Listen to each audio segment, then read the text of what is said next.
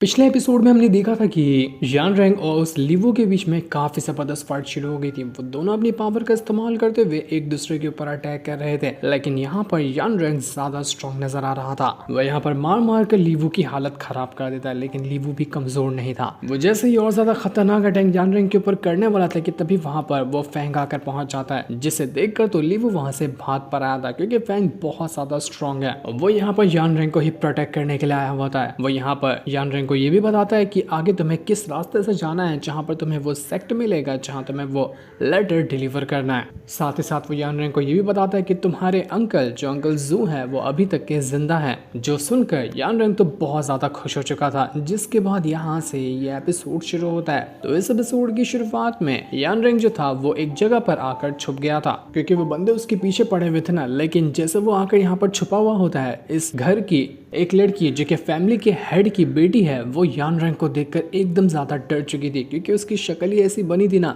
तो वो एकदम ज्यादा घबरा गई कि उसने किसी शैतान को देख लिया है। वो चिल्लाते हुए कह रही थी कि इसकी शक्ल इतनी डरावनी है कि मुझे सपने में भी डर लगेगा। इसने मेरी नींद हराम कर दी, मैं कभी सो नहीं पाऊंगी। इसको देखकर तो भूत भी डर जाए।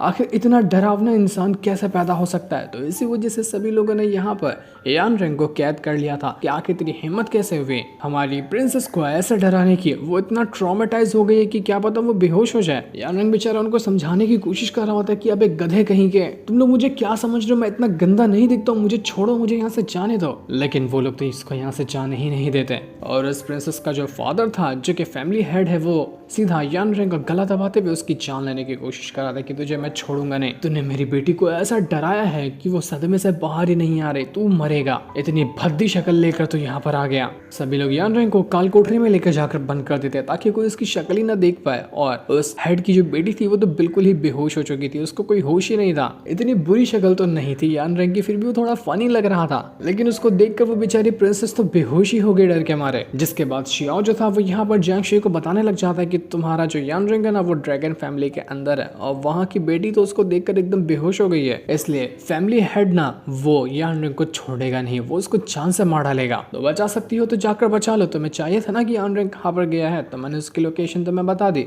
ये सुनकर जियांग शुई जो थी वो काफी ज्यादा परेशान हो जाती है कि मैं यहाँ पर यान रैंग को कैसे बचाऊंगी। लेकिन कुछ भी क्यों ना हो जाए, इस बार भी वो मेरी वजह से ही मुसीबत में पड़ा। मैं उसका इतना गंदा मेकअप नहीं की होती तो कोई भी उसको देख कर डरता नहीं। तो कोई बात नहीं, ठीक है, मैं अकेले जाऊंगी और यान रैंग को बचाकर यहाँ लेकर आऊंगी। इसलिए वो अकेले ही वहां से ड्रैगन फैमिली के अंदर जाने लग जाती है। लेकिन शियाओ से कहता है कि इतना ज्यादा भी जोश दिखाने की कोई जरूरत नहीं है, क्योंकि शायद तुम नहीं जानती कि ड्रैगन फैमिली कितनी ज्यादा खतरनाक है। वो आसानी के साथ तुम्हारे धूल चटाते हुए तुम्हारी जान ले लेंगे। तो रुको, मैं भी तुम्हारे साथ चलता, हम दोनों मिलकर प्लान बनाएंगे और प्लान के साथ वहां पर जाएंगे और यान रैंग को बचाने की कोशिश करेंगे। जियांग शुई के पास दूसरा कोई रास्ता भी नहीं था, तो वो इसी चीज के लिए मान जाती कि ठीक है, हम दोनों जाते हैं और यान रैंग को बचा कर लाते हैं। लेकिन अगर बीच में कोई गद्दारी करने की तुमने कोशिश की ना, तो शियाओ मैं तुम्हें छोड़ने नहीं वाली हूँ।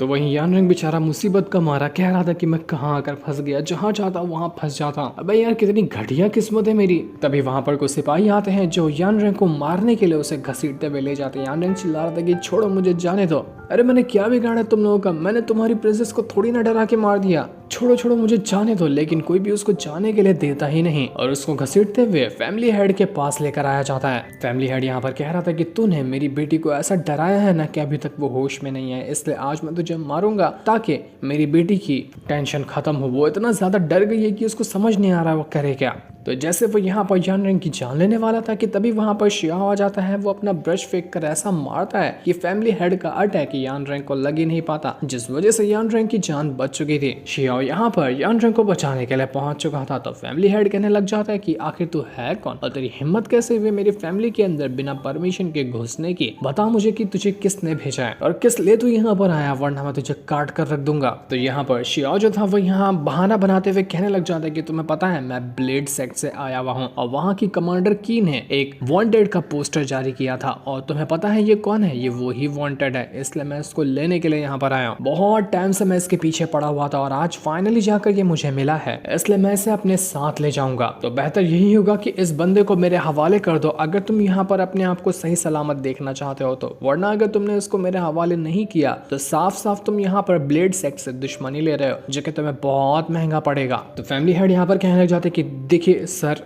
मुझे पता है कि हो सकता है आप ब्लड सेक्स से ही आए हुए होंगे, लेकिन इस बंदे ने मेरी बेटी को एकदम डराया है। जब तक कि मैं उसको अपने हाथों से नहीं मारूंगा ना, तब तक कि मुझे सुकून नहीं मिलेगा। तो मैं इसको मारना चाहता हूँ। वैसे भी तो ये आपकी नज़र में एक वांटेड ही है ना, तो मैं इसको यहीं पे मार देता हूँ। आपका भी काम हो जाएगा, मेरा भी काम हो जाएगा। तो शियाओ यहाँ पर कहने लग जाते कि तुझे मैं पागल नजर आता हूँ क्या? कमांडर की ने कहा है कि उनको ये जिंदा चाहिए, वो इससे कुछ पूछना चाहते हैं, तो तुम इसको ऐसे ही मार दोगे तो तुम तो और बड़ी मुसीबत में फंस जाओगे। इसलिए बेहतर यही होगा कि जल्दी से इस यान रैंक को मेरे हवाले करो, वरना मेरा पेशेंस टेस्ट करना ना तुम्हें बहुत महंगा पड़ने वाला है। तो ये सुनकर फैमिली हेड कहने लग जाते कि लगता है कि तुम इतनी आसानी से मेरी बात को मानोगे नहीं। मैं किसी भी हालत में इस यान रैंक को छोड़ने नहीं वाला। मैं उसको अपने हाथों से मारूंगा, चाहे कोई भी आ जाए मुझे रोकने के लिए। हिम्मत है ना तो तू ही मुझे रोक कर दिखा दे, तू भी मेरा कुछ नहीं बिगाड़ सकता। तो ये सुनकर शियाओ यहाँ पर भड़क चुका था, जिसके बाद जितने भी फैमिली हेड के सिपाही वगैरह थे वो शियाओ को चारों तरफ से घेर लेते हैं ताकि शियाओ की जान ले सके, और उसको मारने के बाद वो यान रैंक को भी मार डालेंगे। तो इस वजह से शियाओ जो था वो अपनी पावर का इस्तेमाल करते हुए उन सारे के सारे सिपाहियों के साथ लड़ना शुरू कर देता है।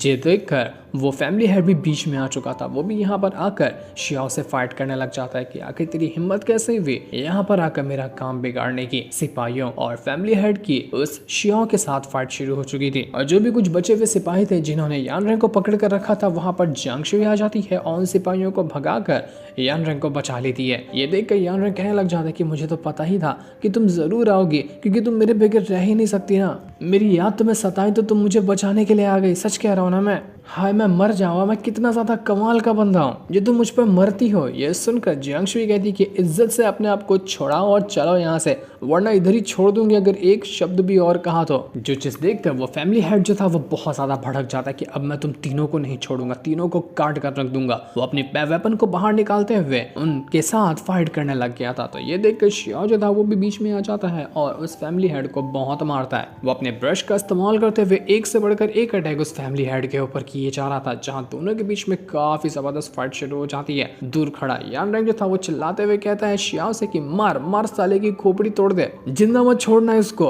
तो शियाओ उसको चिल्लाते हुए कहता है कि अबे तुझे क्या, मैं यहाँ पर शो देखने के लिए बुलाया, बच्चे कुछ सिपाहियों के ऊपर तू जाकर अटैक करना, बड़ा आया यहाँ पर आराम से शो देखने वाला। तो यान रैंक जियांग शुई से कहता है कि अरे जियांग शुई मेरी स्वॉर्ड तो मेरे पास है ही नहीं, तुम वो स्वॉर्ड उठा ली थी ना, कहाँ गई मेरी स्वॉर्ड? तो जियांग शुई उसको चिल्लाते हुए कहती है कि स्वॉर्ड गई भाड़ में, जो वेपन मिलता है वो वेपन को उठाकर अटैक करो ना, स्वॉर्ड ढूंढने का भी टाइम नहीं है। तो ये सुनकर बेचारा यान रैंक जो भी एरी गरी उसको स्वॉर्ड मिलती उसी को उठा लेता और उसकी मदद से वो यहाँ पर अटैक करने लग गया था। ये तीनों मिलकर पूरा ड्रैगन फैमिली के अंदर एकदम तबाही मचा चुके थे। कोई भी यहाँ पर इन तीनों के सामने टिके नहीं पाता। देखते ही देखते सारे सिपाहियों की लाश बिछ चुकी थी। बट तब वहां पर एक कमांडर आ जाता है जो कि इसी फैमिली का था, और वो यहाँ पर यान रैंक से लड़ने के लिए आया हुआ था। यान रैंक के पास उसकी खुद वाली स्वॉर्ड तो नहीं थी जिससे वो अपनी पावर को एक्टिवेट कर सकता है, तो वो नॉर्मल स्वॉर्ड को ही लेकर उससे लड़ने के लिए जा चुका था। लेकिन उससे पहले जियांग शुई बीच में आती है और अपनी पावर का इस्तेमाल करते हुए एक ही अटैक के अंदर उस कमांडर को यहाँ पर ढेर कर चुकी थी। कमांडर की भी वाट लग जाती है। जितने भी सिपाही थे वो सब यहाँ पर मारे जा चुके थे। सिर्फ बचा हुआ था वो हेड।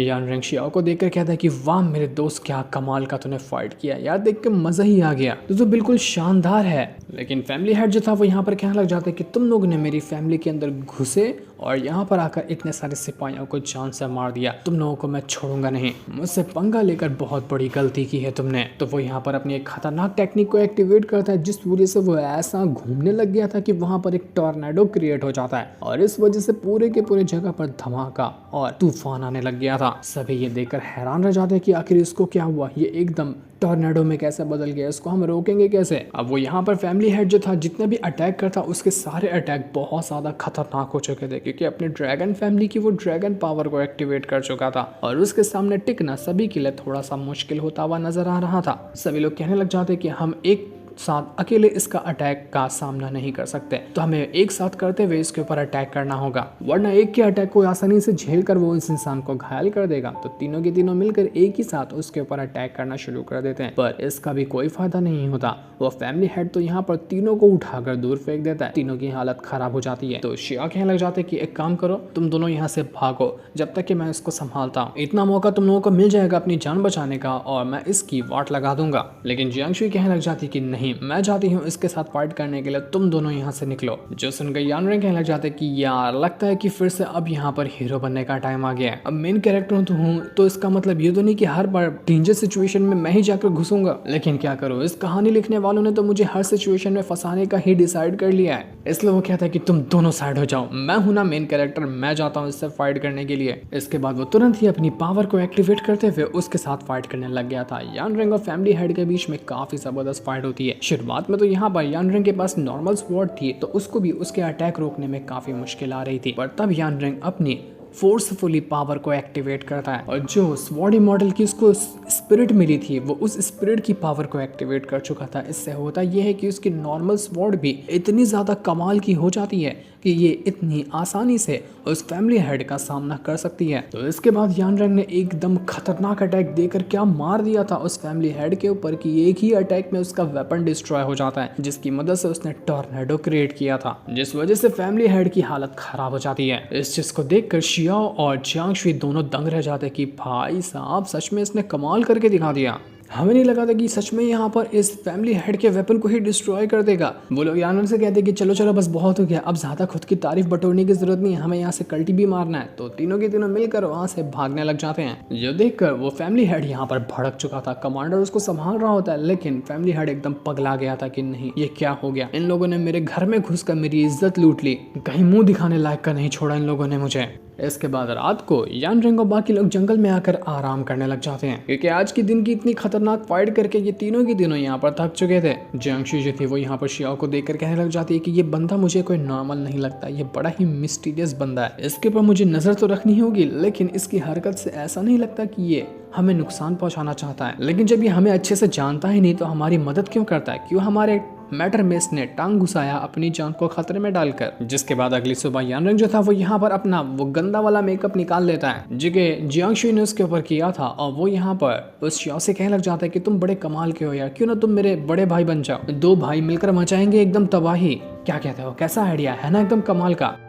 तो जियांग शुई यहाँ पर यान रैंग को साइड में लाते हुए कहती है कि तुम्हें पता है ना कि हम कहाँ जा रहे हैं, हमारे पास वो लेटर भी है, हमें वो लेटर डिलीवर करना है, तो तुम अरे गहरे बंदे को जिसके बारे में हमें उतनी जानकारी नहीं है अपने साथ शामिल कैसे कर सकते हो, कहीं ये सच में ब्लेड सेक्ट से हुआ और हमारा लेटर छीनने की कोशिश की इसने तो यान रैंग कहने लग जाते कि नहीं यार चिल मारो, हमें अब हर इंसान के ऊपर शक करने लग जाएंगे ना तो हमारा काम ही नहीं हो पाएगा, मुझे ये बंदा अच्छा लगता है, मैं उसको अपना बड़ा भाई बनाने को तैयार हूँ। वो शियाओ यहाँ पर यान रैंग से कहने लग जाता है कि नहीं यार इस जियांग शुई की बातों में मत आना, ये मुझसे चिढ़ती है, मैंने इस बेचारी की फीलिंग्स को हर्ट कर दिया ना, इसलिए उसको बुरा लगा हुआ है। तो यान रैंग कहने लग जाता है फीलिंग, कैसी फीलिंग, क्या तुम दोनों के बीच में कुछ चल रहा है क्या, मेरे आने से पहले तुम लोग कुछ कांड वांड तो नहीं बिठा दिए थे ना यार, मुझे बताया भी नहीं तुम लोगों का मैटर कहाँ से कहाँ पहुंच गया। जो सुनकर गुस्से में जियांग शुई वहां से चली जाती है। तो वहीं ड्रैगन फैमिली का जो हेड था उसके सामने कमांडर आता है और उसकी बेटी आती है। वो दोनों यहाँ पर एक दूसरे को प्यार करते थे, तो अपनी प्यार की बात वो फैमिली हेड को बताने लग जाते हैं कि हम दोनों एक दूसरे को पसंद करते हैं और शादी करना चाहते हैं, बस आपकी परमिशन चाहिए।